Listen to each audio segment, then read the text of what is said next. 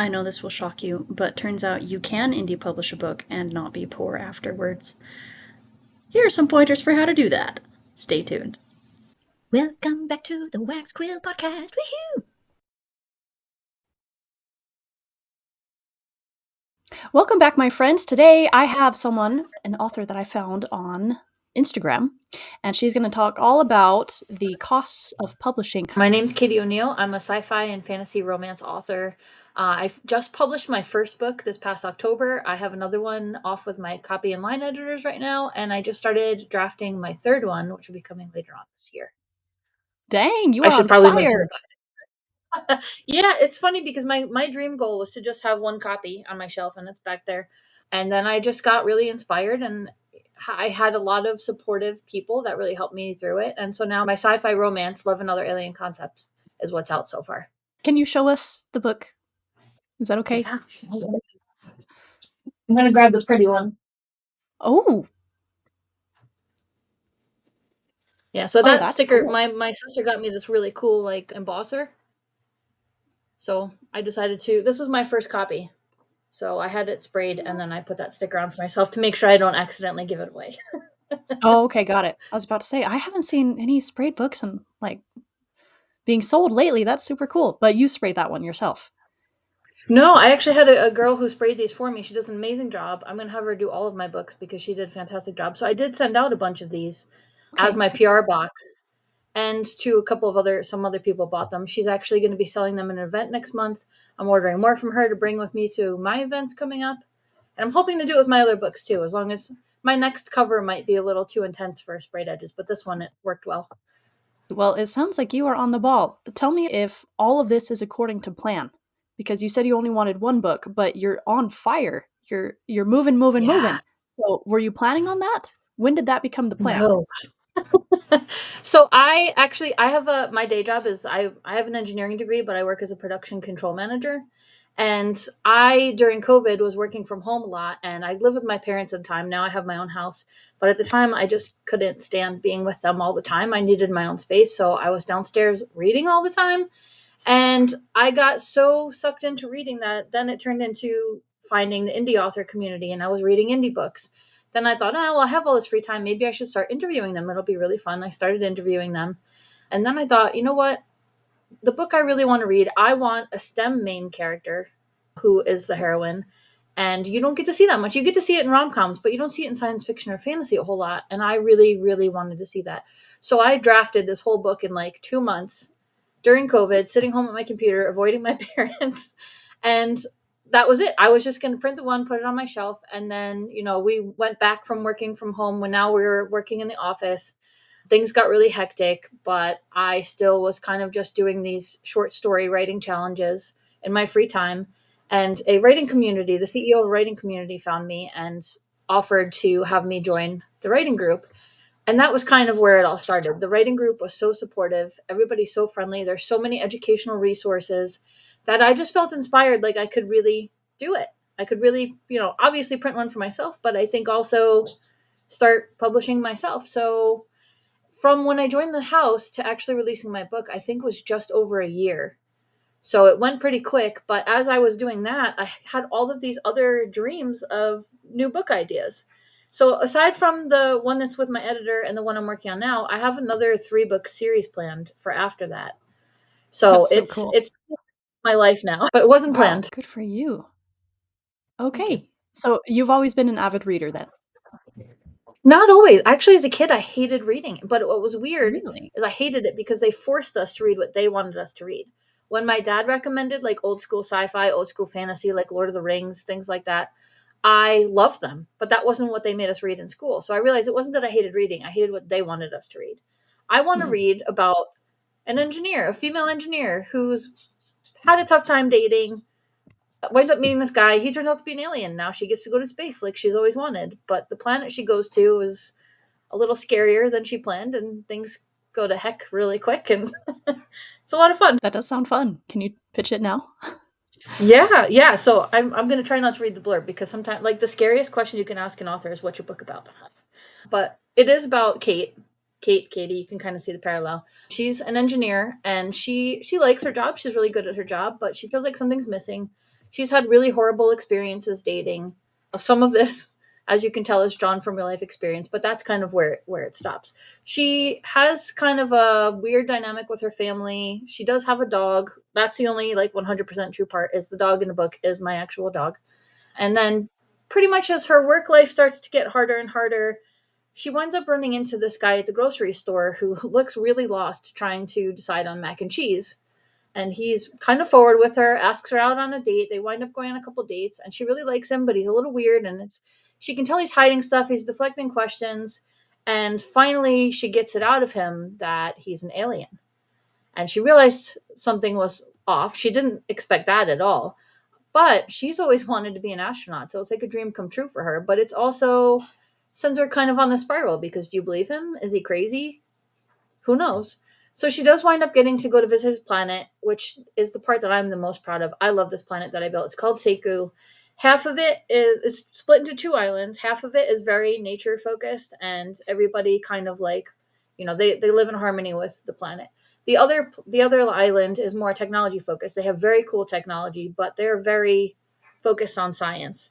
So it's really cool because I feel like it's the two halves of me. As an engineer, I do love the technology, but I also love being outside. So it was kind of cool to see how both of them work, but they both really don't like each other. And her boyfriend, Elek, he's kind of in a weird position because his parents each live on either island. So he's welcome on both, which is very, very rare. But they don't get along very well either. So she's just kind of thrust into both of these islands, realizing what it's like on both of them. And things start to get really bad when she gets there, and I'll leave it at that. Mhm. That sounds like a lot of good, juicy conflict that you brewed up right there. Yeah, That's it's cool. it's very interesting. There's a lot of there. I do have a whole like page of content warnings because there is stuff that might perturb people. I don't think it's as bad once you get to the end of the book, but it certainly seems very bad. But I do have plenty of content warnings. I also have spice in it, so I have content warnings for that too. Okay. Okay. Well, that's good to know. Have you had a lot of pushback to the spice? No, no, and I think because I've marketed that it was spicy from the beginning. I think also people are very now open to it. I think that's kind of the audience that I've been going towards. And it's funny Mm. because I went back and forth on this a lot. My first copy that I wrote had spice in it. Then I took it out because my dad said he wanted to read it. I didn't want my dad reading that. So I took it all out and then I gave it to my developmental editor and she was like, "Listen, your audience is going to need the spice. You need to add it." So I added it back in. Which, I was back and forth because I read both. I like both. um, I do feel like you don't see spice as much in sci-fi as you do in fantasy, so I thought that would be interesting because this book has more of a romantasy vibe. It's just on another planet. But so far, Mhm. I haven't had any complaints because I have been warning everybody up front, and I've been trying to keep the audience 18 plus, so it's been okay. And how old is your main character? Out of She's curiosity. 37. She's 37. So yeah, She's older. Yeah, it's not like there's definitely not a definitely no child. YA thing Mhm. here. When you decided to start publishing, what were you anticipating the cost would be? So I knew that I would have to pay for editors, and I went into this as figuring it was going to be a hobby. So I didn't plan on paying anybody to do my cover. I did do it myself. I did wind up hiring a consultant who changed it a little bit. I didn't necessarily like all the changes she made, so I wound up changing it again myself after that. But I did pay her. That wasn't that much. Going into this, I didn't know anything about editing. I didn't know that there were three different types of editing you had to get, and you have to pay for all of them separately. There's actually four types, but you can combine two. So I didn't intend to get a developmental editor, but I did. I don't know if I'll continue to do that in the future because I feel like if you have really good beta readers, you can kind of swap that out. For me, the copy and line edit is extremely important because I'm an engineer. I'm good at math and science. I'm not good at spelling or grammar or anything like that. I 100% need a good copy and line editor. I did not realize how much they are. I think you can find pretty good ones, pretty affordable if you look around. But I've noticed kind of the more money you pay, the more professional they are. Because I thought mid grade last time. She did a wonderful job, but I think I got very lucky because it wasn't what I think is considered like a professional edit now. But she did. I mean, I thought she was very professional. I thought she did a wonderful job. But the lovely ladies that I'm working with now are so extremely professional that I really feel like I'm definitely getting what I paid for, but I'm definitely paying more. So I'm very fortunate that my job allows for that because, being an indie author, a lot of indie authors are stay-at-home moms. they're working really hard. Sometimes this is their only profession. It can really, really add up. So I think the last go around, my copy and line edits were like 1,300. Now I'm paying 1,900, and there's less words. It's significantly shorter. So that I certainly didn't foresee. My guess in my head was all my editing was going to be like $1,000. I paid 500 for the developmental edit, 1,300 for the copy and line, and two. So I'm very lucky too. My proofreader slash formatter, she's a friend of mine, so she's not too bad, but she's also very professional. She's only 250. But what I will say, I have all my stuff here in front of me. I looked at a whole bunch of different editors, and they range immensely. I mean, some people charge like a flat $200 fee. Some people go all the way up to like $5,000 for an edit for a 100,000 word document. So definitely look around, see what you're looking for. You can get really good editors at the cheaper rates, but usually when you're paying more, you're getting somebody who is extremely professional. It's going to give you a style guide. They're going to give you, emails back and forth. So it really depends on what you're looking for. But that was my biggest surprise, was how much the edits really cost. Where did you find them? For me, I found them on Instagram. So my first go, I hired all authors that were friends of mine that I knew and that had editing businesses on the side. They were people I had interviewed, people who I really vibed with, and it went really well. I loved them to death, and all of them did a wonderful job. This go around, I had been looking at this particular editing group for a while when I started checking out a whole bunch of them.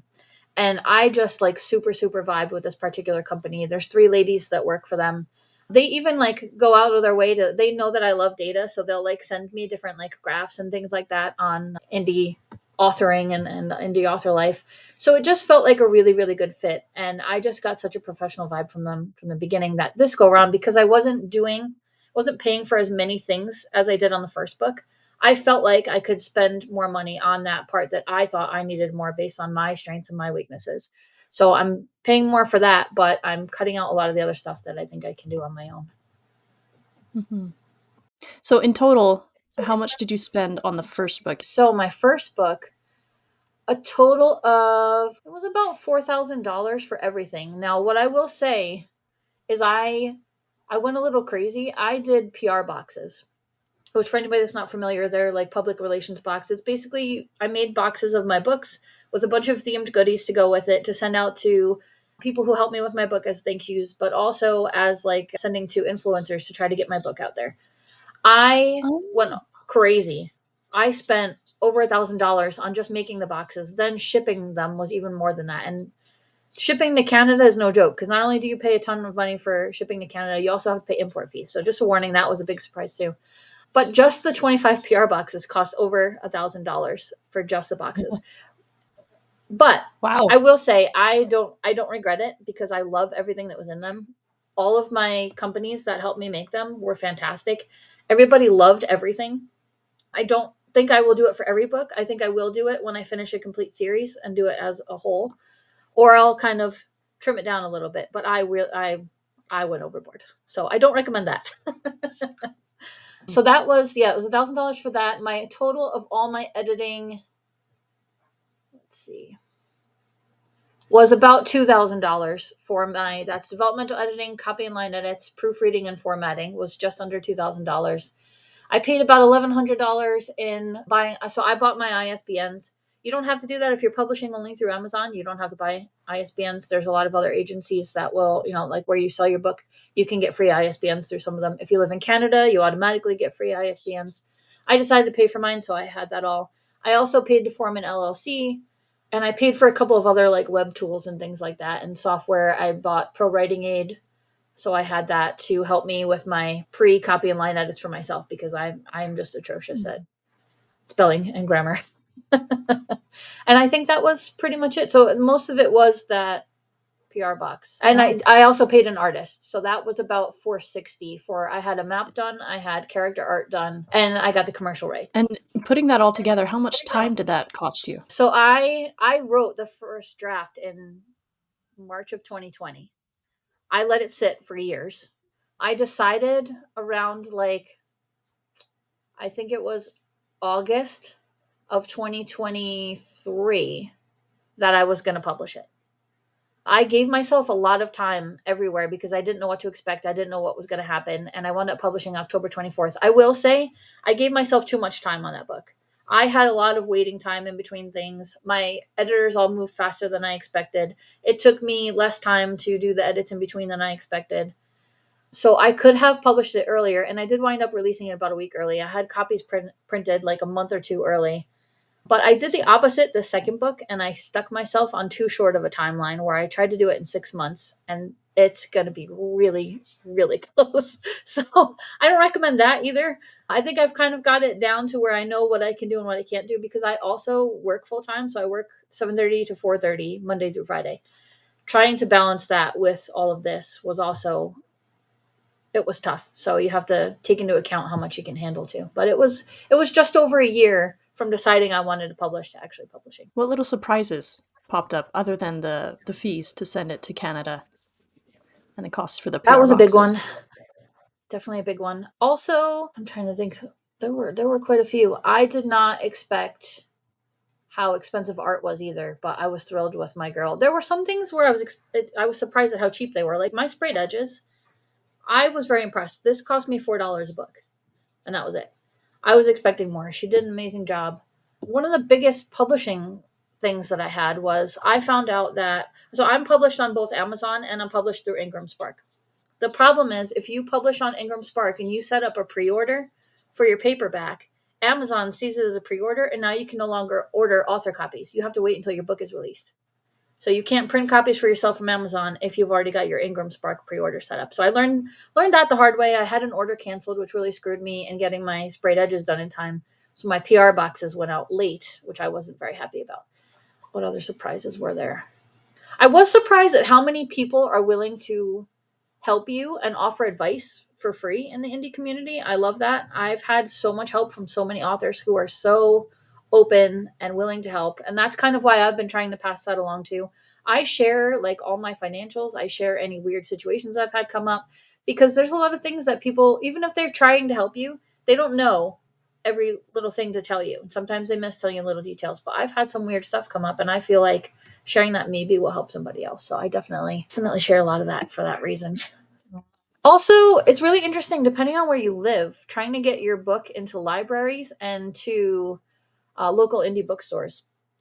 In New York, one of the libraries I tried to get it into told me that they only will buy your book if you pay for special reviews from like Kirkus Reviews and some other, I forget the other, there's like some other media company, or you have to be traditionally published.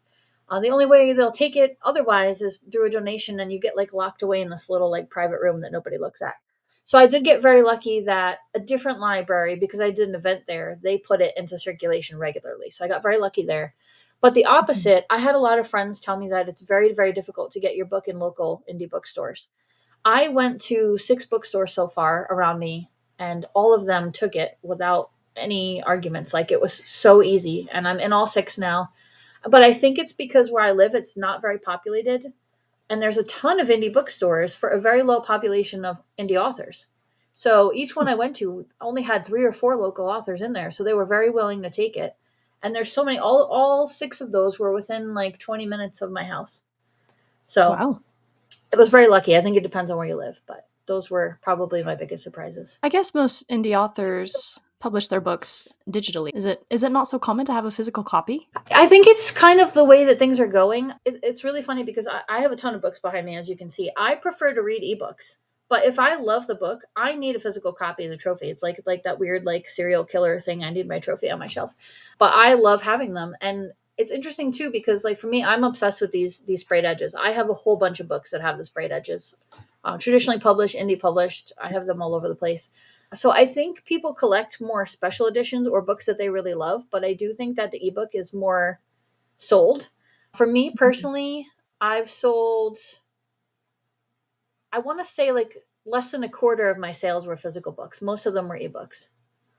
So it's a mix, but you do make more money off of the physical books, which is interesting. Well, you also pay more for them though, don't you?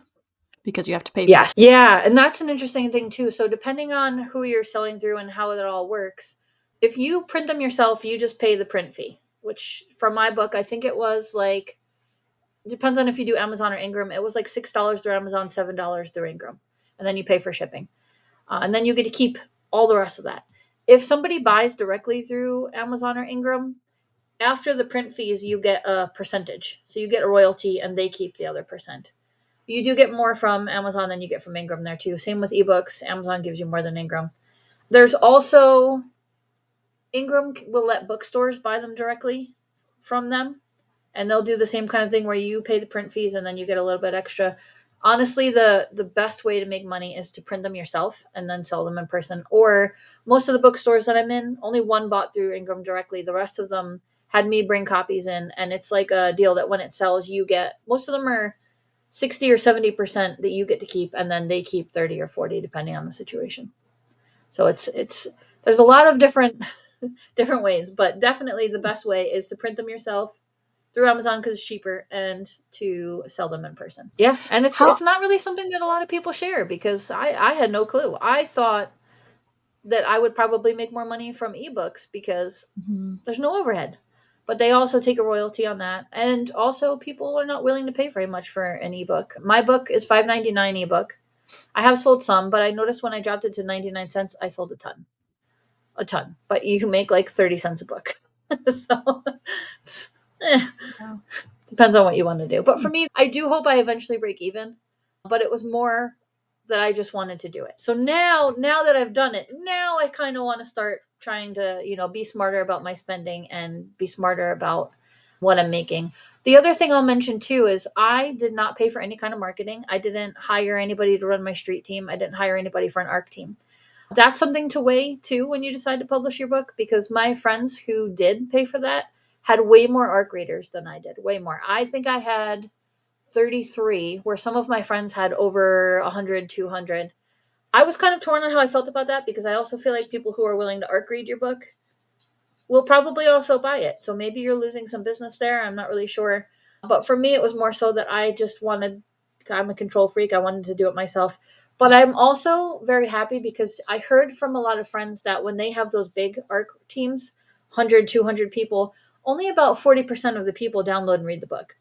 Out of the 33 that downloaded my book, only 2 people didn't read it.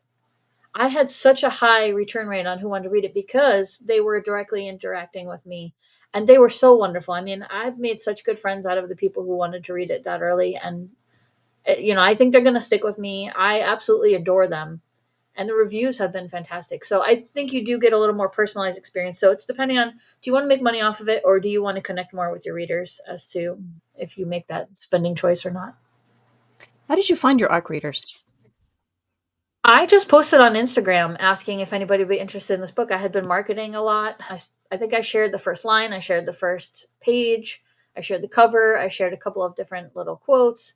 I had one who said she wanted to read my book because I had done this ridiculous post where I recorded myself and then recorded myself as my main character, and I like overlaid them to do this absurd interview. I thought it was the most embarrassing thing I ever did. I almost didn't post it, and I had one girl go, I wanted to read this book solely because that interview was hilarious. And I'm like, all right, well, that was worth embarrassing myself. Sweet. So, you never know. I think it was my marketing. I don't think my marketing is particularly good, but apparently it's working. So Mhm. I'll stick with it. But I definitely found my readers. And that's my favorite part of this. I found people that connected with the character, connected with the book. And that was really all I could ask for. You said before that you have gotten a lot of good free advice from other writers. How do you find them and connect with them? A lot of it came from doing interviews on my Instagram. It's kind of tapered out a little bit because I was so busy with my publishing, but I had been interviewing a ton of authors, all different genres. And what's interesting is, like, as soon as you bring up that you're ready to publish a book, they'll all tell you like the worst scenario that they went through, or the thing that they learned the most. And after they learn that you're writing, I've had a couple of them that will like send me, well, I formed an LLC and here's how you do your taxes. And they offer this information. They're so willing to answer questions. But it was mostly through Instagram. I did find a lot also through my writing group. Hmm. They've been super, super helpful too. And I think, honestly, the biggest thing you can do as an indie author is build a community, whether it's through Instagram or a writing group. That is such a good support system, because I think everybody also goes through imposter syndrome, where you think your book is going to be terrible. You think the reviews are going to be terrible. You get so scared. You think you can't do it. I was so terrified of that. And every time I got a review back, my heart would drop thinking it was going to be horrible. And I've been very, very lucky that nobody has said anything mean at all. So I know it's coming one day, but I've been very fortunate, and you just have to be prepared for that too. But it's just been such a wonderful experience, and I think a lot of that has been because I have this community around me that's so supportive and was so willing to help and offer advice even on the littlest things. I mean, I remember there was one day I was working on this cover, and I had one friend on with me, and she was just like, we were adjusting where the lightning was going to go and moving things. And every author has their jam that they're good at, and it's really nice to get advice from the experts. Well, that is very encouraging. Tell me about your next book. It's a spicy romantasy about this young woman she's a princess. Her father's the king. The king is a bit of a maniac. He's starting to lose his mind, and he kind of like keeps her locked away in the castle. She's bored, so that's how she turns into the whole, entertaining herself with the male servants in the castle. And he keeps her locked away because she has a really unique power where she can force the truth out of people, and he uses that to torture his enemies. And at one point, she's always talking back to him. She doesn't like the way that he treats her, and eventually he assigns his number one guard to babysit her because he's fed up with her antics. And as he's guarding her, bad things start happening, secrets start coming out. She's got other powers that other people don't know about, and that's starting to come out, and it just turns into this really crazy adventure of the kingdom just being thrown into turmoil. But I'm really excited about this one because I love writing a strong female character that kind of like stands up to the patriarchy, and that's definitely what this one is about. I think she's a little bit younger in this one. I think she's like 28ish. But I find writing the adult single characters to be more fun for me. I always feel really weird when I read a book and the character's like 18 and there's a love interest. Which, I was 18 once. There is love interest there, but it's a little bit different than a 28-year-old or 38-year-old's love interest situation going on. So Yeah. you don't get to read that much. Fantasy is mostly younger characters. I wanted to bring it into the older characters. I think also those older characters are a little bit better at making decisions, which I think is also really interesting. Sometimes I read a YA book and I love them and I read a lot of them, but sometimes I'm just like, oh, like I would not do this. Like I'm not running through this forest for no reason. Like, are you going to make me change out of my sweatpants and go on an adventure? No. So I like seeing the older side of it too. Very nice. If you could give homework to the people listening so that they could write better books, what would that homework be? To write better books or to plan better for like the planning side of it? Either. To be better Either. authors. So to be a better author, for me, I'm going to kind of combine the two. For me, it's know what your strengths are and know what they're not. And I recommend spending the money on where your strengths aren't and doing stuff yourself that you are strong at. I love the marketing side. I don't know if I'm particularly good at it, but I love it. I like doing that part myself. I like doing the covers myself. I am paying someone to do the second book's cover, but the rest of them I'm doing myself. But I know I'm bad at the copy and line edit stuff. I pay somebody good to do that. I also have somebody fantastic who proofreads and does my formatting because she's amazing. I don't want to pay for that software. So it's all about knowing your strengths and living up to them. I had fought writing in my character's thoughts because I think I'm weird and I talk to myself in my head. I have all these silly thoughts, and I was nervous to write them into my first book's character and make her too much like me because I thought if people don't like her, I'm going to take that very personally. But I wound up doing it anyway because people were asking for more of her inner thoughts. And now hearing like people come back and go, "Oh, she's so funny. I love this so much. It's so relatable." It made me feel like I wasn't crazy and made me feel like I had friends that are like me. And it was so validating. So, don't be afraid to put yourself out there. It is a scary thing, but don't be afraid to put yourself out there and make sure that you vet. If you're going to pay for a service, vet at least 3 companies. I recommend more. Look around. There's a lot of Facebook groups to find them. Ask other authors who they use. If you have a cover you love, ask the author who their designer was. If you thought their book was edited really well, find out who their editor is. But don't just jump into using the first person that you find. I did get very lucky, even though I did that, but I definitely got lucky. I think you should look around, and that's my number one piece of advice is really do your research before you make any business decisions, because I've heard stories of people's stuff going bad, and I'm grateful that that didn't happen to me. But now I do better to make sure it doesn't happen. I want to ask you, when planning to publish your book, about how much money should an indie author have saved up before they begin the whole publishing process? My recommendation is save about $4,000, depending on what you want to do. So, like I said, you can go much cheaper. You can get all of your editing done for under $1,000 if you use people who are either new or, I don't want to say less professional, but newer or smaller. I think it depends on how professional you want to go too. If you're going to buy ISBNs, if you're going to form an LLC. But I think $4,000 is a good starting point. I think you can do it for 2,000 or under, but 4,000 is my recommendation. Okay, here's a silly question, and I didn't ask it before because I forgot the acronym. What is an ISBN or an IBN, or the acronym that I I just don't know forgot? what it actually stands for, but it's this. I got smeared orange on it, but it's the like the barcode on your back and the number. So when you search for a book on Goodreads, or if you search for it on the library, you can type in the ISBN number and it'll find your book. If you don't want to pay for the ISBNs, Amazon will give you a free one. You can get them for free, but you can only publish on Amazon. I think there are other companies too that will also give you a free ISBN, Canada too.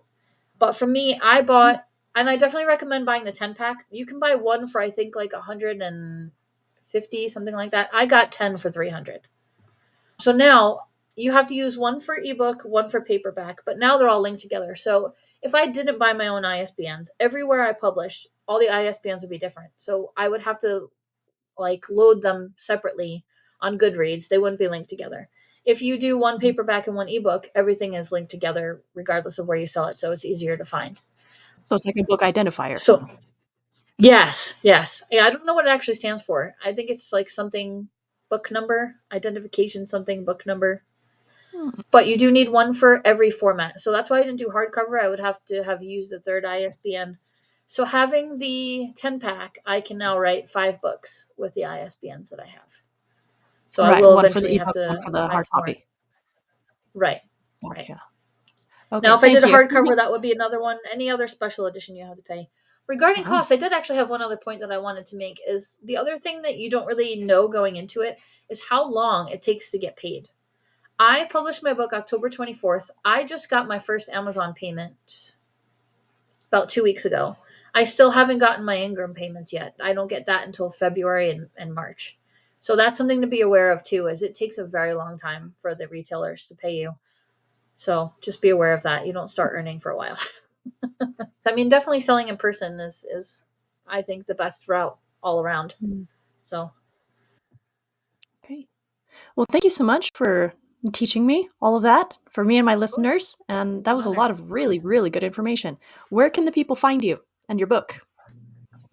I am on Instagram. It's at Catie Reads and Writes, Catie. You can also find my website. I didn't pay for like my own domain, but it's a Wix site. But if you just search Catie O'Neill author, CatieOneil, you'll be able to find me. My book, Love and Other Alien Concepts, it's everywhere. Amazon, Barnes and Noble, it's even on Walmart and Target, and I think Apple Books. It's on a whole bunch of them. I'm not on Kindle Unlimited. My next book might be. I might give that a go next go around. But yeah, you can find Love and Other Alien Concepts pretty much everywhere else. Okay, I'll have the link below, so check the description. Thank you so much, guys. Go write your books. Goodbye.